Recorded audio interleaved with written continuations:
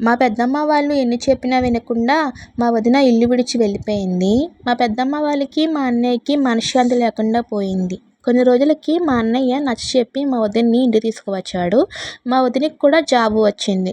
సంవత్సరం అయిన తర్వాత మా అన్నయ్య, మా వదినలకి పాప పుట్టింది. అన్ని గొడవలు మర్చిపోయి అంతా సంతోషంగా ఉన్నారు. కొన్ని సంవత్సరాలు గడిచిన తర్వాత మా అన్నయ్య లవర్ కనిపించి, నాకొక ప్రాబ్లం ఉంది, నువ్వు సాల్వ్ చేస్తావా అని అడిగిందంట. సరే, ఏంటి ఆ ప్రాబ్లం అని అడిగాడు మా అన్నయ్య. నాకు మ్యారేజ్ అయిన విషయం నీకు తెలిసిందే కదా. నాకు మ్యారేజ్ అయిన 1 ఇయర్కి పాప పుట్టింది. నేను జాబ్ చేయడం కూడా స్టార్ట్ చేశాను.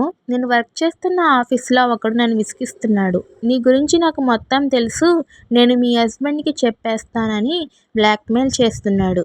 నువ్వు ఎలాగైనా ఈ ప్రాబ్లంని సాల్వ్ చేస్తావని అడుగుతున్నాను.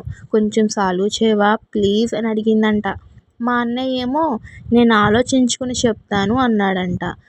ఇలా మాట్లాడుకోవడం మా వదిన చూసింది.